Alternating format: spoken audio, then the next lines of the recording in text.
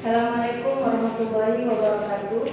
Jadi untuk kesempatan kali ini saya akan menjelaskan bab 1 fungsi sosiologi dalam mengkaji gejala sosial. Sebelumnya, kalian harus mengetahui apa itu sosiologi. Jadi di sini saya akan menjelaskan sosiologi sebagai ilmu pengetahuan, itu dari bagian A-nya. Sosiologi sebagai ilmu pengetahuan. Ilmu sosiologi itu sebenarnya adalah ilmu yang paling muda usianya dari ilmu-ilmu lainnya, baik itu ilmu fisika, kimia, geografi, atau sebagainya. Jadi ilmu sosiologi itu adalah interaksi manusia dengan masyarakat yang diperkenalkan oleh filosofi Ibnu Khaldun pada tahun 1333 sampai 1406, guru besar di Universitas Al-Azhar, Kairo, Mesir. Ya. Selanjutnya, pokok pembahasan sosiologi. Untuk pokok bahasan sosiologi, kalian bisa melihat di buku sosiologi seperti ini. Halaman 4 itu ada beberapa. Yang pertama adalah fakta sosial, ya. Jadi saya bacakan sedikit. Fakta sosial adalah cara bertindak, berpikir dan berperasaan yang berada di luar individu dan mempunyai kekuatan memaksa dan mengendalikan individu tersebut. Contoh, di sekolah, seorang murid diwajibkan untuk datang tepat waktu, menggunakan seragam dan bersikap hormat kepada guru. Itu kan salah satu contoh dari fakta sosial untuk pokok bahasan sosiologinya. Satu manusia harus memenuhi kewajibannya di suatu lingkungan yang ada masyarakatnya. Itulah tadi contohnya, seorang murid apabila dia itu ke sekolah wajib pakai seragam sekolah, wajib datang tepat waktu, wajib membawa roster sesuai pada harinya masing-masing. Itu adalah fakta sosialnya. Yang kedua, tindakan sosial. Tindakan sosial adalah suatu tindakan yang dilakukan dengan mempertimbangkan perilaku orang lain. Contoh, menanam bunga. Menanam bunga, kalau kita menanam bunga untuk kesenangan kita aja, itu kan tindakan sosial. Tapi kalau kita menanam bunga untuk mengikuti ajang ataupun perlombaan agar bunga kita itu dinilai, itu baru yang dikatakan tindakan sosial. Yang ketiga, hayalan sosiologis. Hayalan sosiologis diperlukan untuk memahami apa yang terjadi di masyarakat maupun yang ada di dalam diri manusia. Dengan hayalan sosiologis, kita mampu memahami sejarah masyarakat, riwayat hidup pribadi, dan hubungan antara keduanya. Alat untuk melakukan hayalan sosiologis adalah troubles dan issues. Yang selanjutnya adalah realitas sosial. Seorang sosiolog harus bisa menyingkap berbagai tabir dan mengungkapkan tiap helai tabir menjadi suatu realitas yang tidak terduga. Syaratnya, sosiologi tersebut harus mengikuti aturan-aturan ilmiah dan melakukan pembuktian secara ilmiah dan objektif dengan mengendalikan prasangka pribadinya. Oke, selanjutnya kita masuk ke pengertian sosiologi. Ini masuk ke pembahasan utamanya tadi ya, sosiologi. Jadi ini pelajaran sosiologi. Apa itu pengertian sosiologi? Akan kita bahas di sini. Pengertian sosiologi itu banyak. Ada beberapa ahli yang menyebutkan beberapa pengertian sosiologi. Tetapi yang paling terkenal itu adalah yang disebut oleh filosofi Auguste Comte, ya.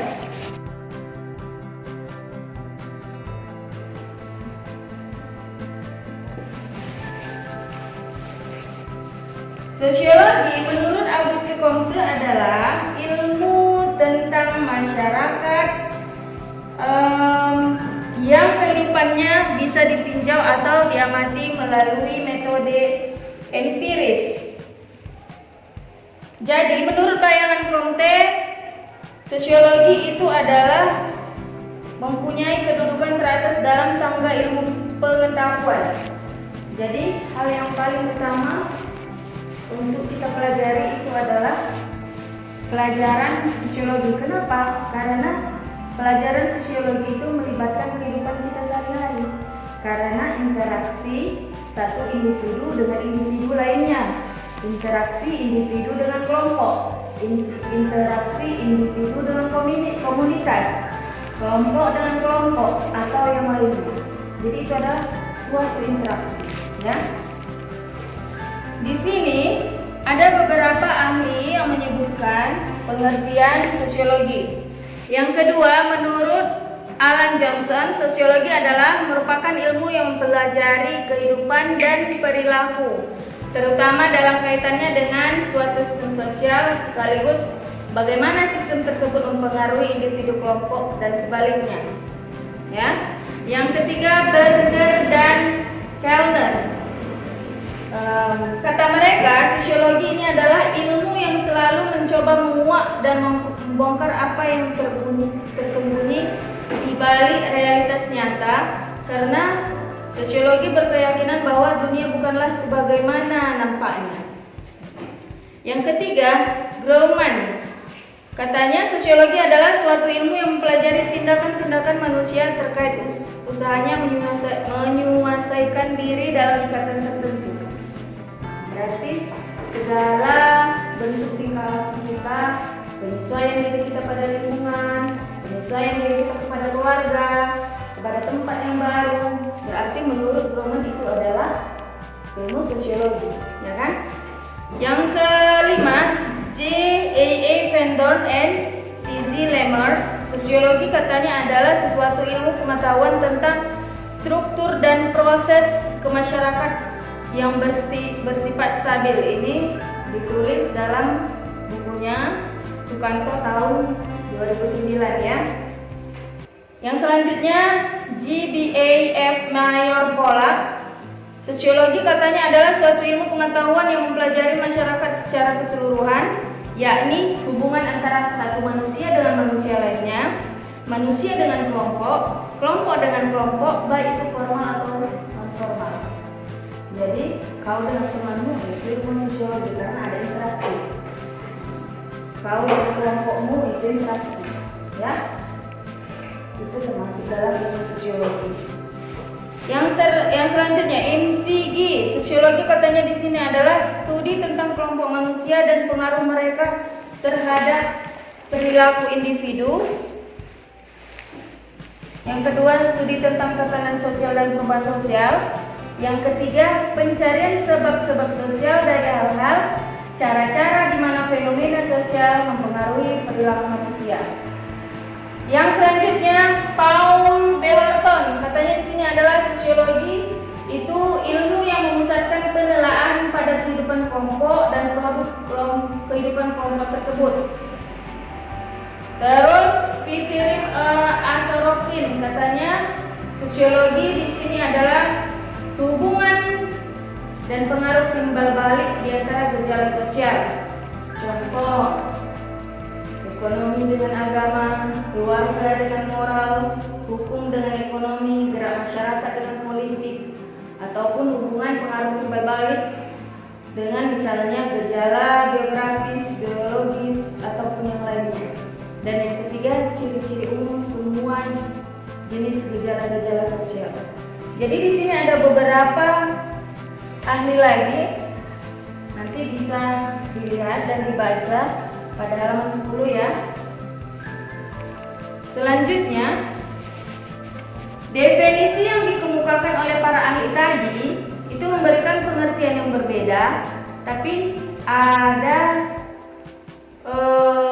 bisa kita cermati sama-sama. Kesimpulannya itu adalah manusia itu hidupnya berkelompok atau bermasyarakat, karena manusia itu adalah makhluk sejatinya manusia itu adalah memang individu, tetapi tidak bisa hidup dengan sendiri karena manusia memerlukan manusia yang lainnya. Makanya dikatakan manusia itu adalah makhluk sosial, ya. Yang kedua, pola-pola hubungan atau interaksi antar manusia baik secara individu maupun berkelompok, dan hubungan manusia dengan lembaga-lembaga sosial maupun unsur-unsur sosial.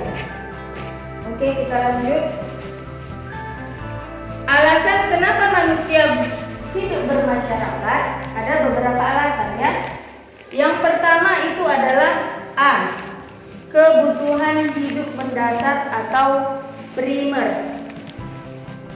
Apa itu kehidupan hidup mendasar atau primer? Yang pertama itu adalah makanan dan minuman. Untuk mendapatkan makanan dan minuman, manusia harus hidup dengan berkelompok juga.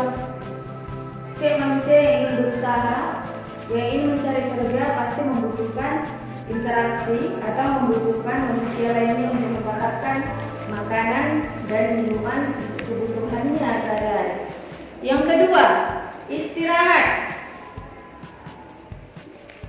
Untuk istirahat bisa kita katakan istirahat di dalam rumah ataupun di luar rumah. Tanpa kendali dari individu lain kita tidak bisa istirahat. Walaupun yang istirahat itu kita sendiri, ya. Yang ketiga, perlindungan dari iklim, suhu dan cuaca. Dan yang keempat, pemeliharaan kesehatan secara menyeluruh.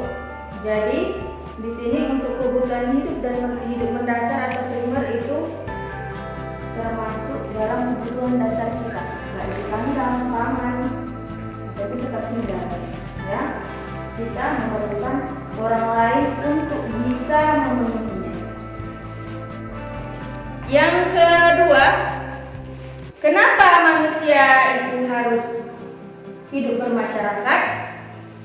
Yang kedua adalah kebutuhan sosial atau psikologis.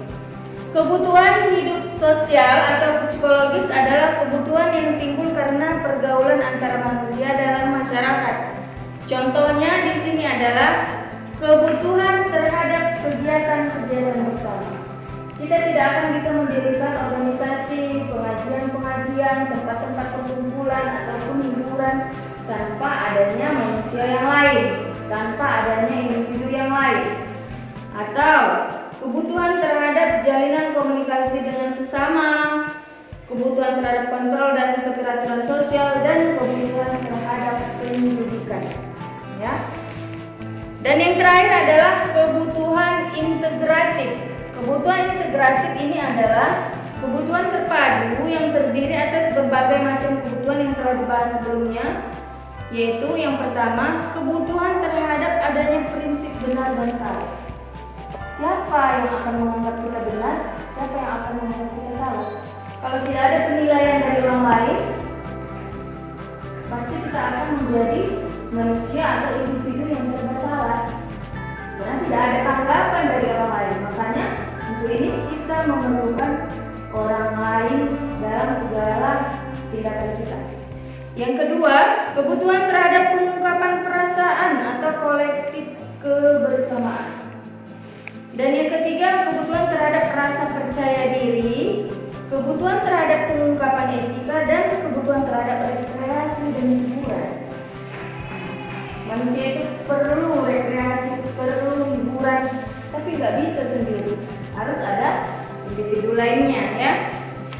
Oke, kita lanjut ke bagian selanjutnya, yaitu gejala sosial dalam masyarakat. Tadi kita sudah mengetahui apa itu pengertian sosiologi dan apa dia karakteristik dan hakikat sosiologi sosial. Dan di sini kita akan melanjutkan gejala sosial dalam masyarakat. Setelah kita mengetahui apa itu pengertian sosiologi, sosiologi tadi interaksi antara manusia dengan kelompok, manusia dengan manusia, kelompok dengan kelompok. Sekarang kita akan membahas tentang gejala dari sosiologi sosial tersebut. Manusia yang berinteraksi pasti ada gejala sosialnya, ya. Gejala sosial atau masalah sosial adalah bagian dari realitas sosial masyarakat. Timbulnya sejumlah gejala itu, di sini ada beberapa dampaknya, yaitu yang pertama, manusia sebagai makhluk sosial memiliki kecenderungan untuk berkelompok dalam rangka mencapai tujuan hidupnya. Umumnya di dalam kelompok ini terdapat gejala saling membantu, akan tetapi sering terjadi pertikaian sehingga muncul gejala berupa benturan-benturan antar individu, kelompok atau masyarakat. Jadi dalam masyarakat ataupun dalam desa itu pasti mempunyai masyarakat yang mempunyai kelompok-kelompok masing-masing. Biasanya dalam satu kelompok itu akan saling membantu, tetapi dalam kelompok tersebut pasti akan ada masalah-masalah yang akan timbul, dan disitulah gejala sosial akan terjadi. Yang kedua, terdapat perbedaan tatanan aturan sosial yang berlaku antara satu kelompok dengan kelompok lainnya. Akibatnya nilai dan norma yang berbeda. Hal ini dapat menimbulkan gejala saling memahami atau melengkapi. Sebaliknya bisa juga memunculkan gejala perselisihan atau saling memaksakan. Contoh kita buat ya untuk kasus yang ini. Contoh kita buat kelompok masyarakat asal tunggal itu membuat peraturan apabila ada hewan-hewan ternak yang di malam hari tidak dikandangkan, maka wajib dan bisa dibunuh langsung. Tetapi masyarakat kelompok desa Silaya tidak membuat peraturan seperti itu. Jadi ada hewan ternak orang Silaya datang ke pasar Simundol, keberatanlah dia orang desa Silaya karena mereka tidak mempunyai aturan seperti itu. Itu akan membuat gejala sosial antara kelompok masyarakat pasar Simundol dengan kelompok masyarakat desa Silaya ya. Yang ketiga, akibat kelahiran dan kepemilikan. Manusia terbagi atas kelompok yang bersifat vertikal, menimbulkan terbentuknya kelas-kelas sosial, maupun horizontal, memunculkan keberagaman.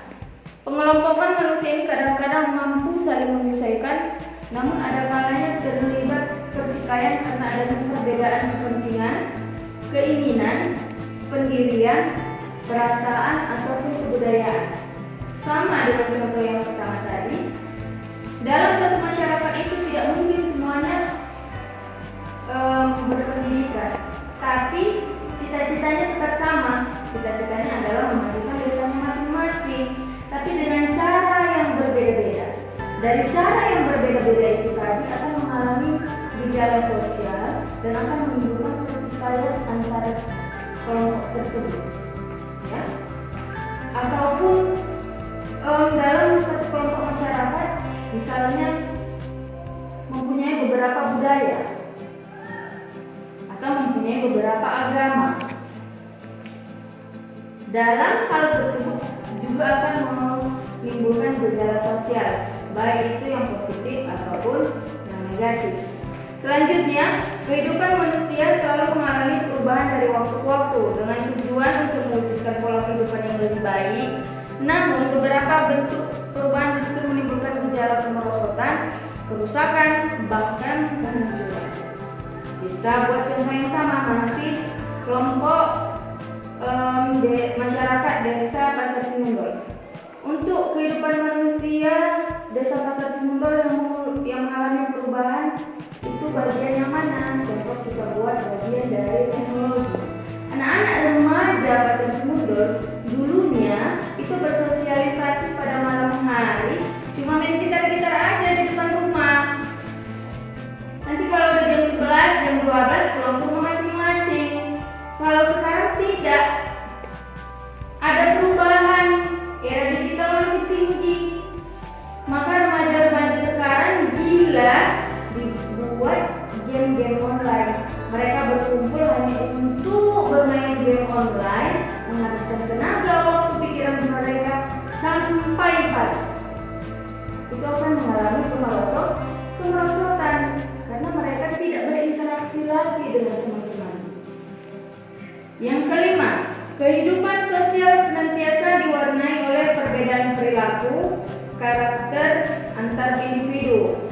Perbedaan ini kerap sulit saling disesuaikan serta menimbulkan beragam gejala seperti penyimpangan atau kejahatan, konflik, dan sebagainya.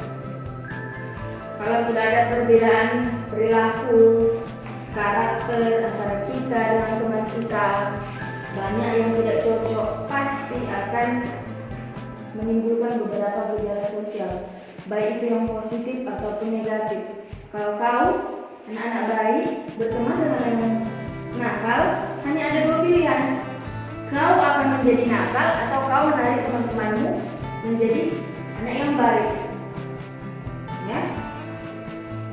Oke, setelah tadi diuraikan semua gejala-gejala sosial, tapi gejala sosial itu tidak semua negatif ya, ada juga yang positif. Tinggal lagi bagaimana kita menyesuaikan cara kita untuk menghadapi perbedaan-perbedaan antara kita dengan individu lainnya. Gejala yang dapat diterima oleh masyarakat tersebut disebut gejala kehidupan bermasyarakat. Jadi, adapun gejala sosial yang menimbulkan keresahan, kekecewaan, penderitaan atau mengakibatkan unsur-unsur tertentu tidak dapat berfungsi sebagai mestinya, itu diistilahkan sebagai gejala sosial abnormal ya. Secara umum, gejala sosial yang dihadapi negara Indonesia itu sangat banyak. Dan di Indonesia di sini akan kita jelaskan gejala sosial. Yang pertama itu adalah kependudukan. Nah, untuk masalah kependudukan ini sebenarnya sangat panjang lagi penjelasannya ya. Gejala sosial dalam kependudukan yang pertama di sini adalah masalah kependudukan di Indonesia itu bermula dari persebaran penduduk dan pertumbuhan ekonomi yang tidak merata. Nah, laju migrasi menuju ke daerah pusat perkotaan dan perekonomian menjadi potensi munculnya berbagai masalah sebagai berikut. Yang pertama, benturan sosial antara penduduk asli dengan warga pendatang. Kenapa? Banyak masyarakat desa itu menganggap bahwa di kota hidupnya itu lebih enak, ya kan? Makanya masyarakat desa itu bermigrasi pergi ke kota mencari pekerjaan, mencari kehidupan, dan terbenturlah penduduk asli dengan penduduk pendatang. Karena penduduk asli itu menganggap bahwa pekerjaan-pekerjaan mereka yang di sana itu sudah digarap dengan penduduk-penduduk yang pendatang ya. Yang kedua, munculnya permukiman kumuh. Apabila penduduk desa itu berbondong-bondong, beramai-ramai pindah ke kota, akan ada timbulnya permukiman kumuh. Karena wilayahnya itu tidak cukup lagi. Pasti akan ada rumah-rumah di kolong jembatan, rumah-rumah di pinggir kali, rumah-rumah di pinggiran rel kereta api. Itu pasti menjadi gejala sosial yang sangat-sangat tertinggi di negara ya. Yang ketiga, meningkatnya jumlah pengangguran. Pasti wilayah sempit. Kalau sudah wilayahnya semakin sempit, warganya semakin banyak, pasti pengangguran juga banyak. Yang keempat, sulitnya mengakses fasilitas pendidikan dan kesehatan. Sama seperti tadi, wadah yang kecil diisi dengan air yang besar, air yang banyak pasti akan tumpah. Kalau sudah tumpah berarti bagaimana kita akan mengakses fasilitas pendidikan dan kesehatan? Kita nggak bisa lagi ke sana, nggak muat karena banyaknya ya kan. Yang kedua, kejahatan.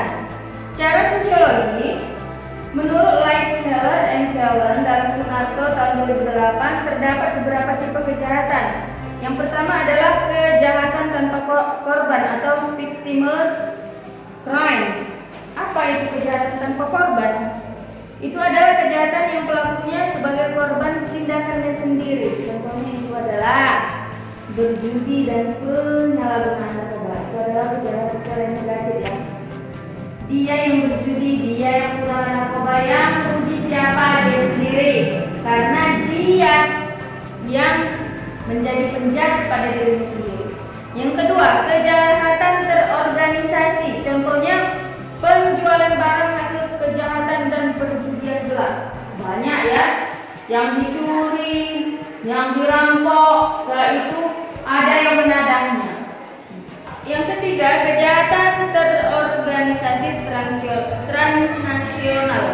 Contohnya di sini adalah penyelundupan senjata, pencucian uang, dan perdagangan manusia lintas negara. Ya.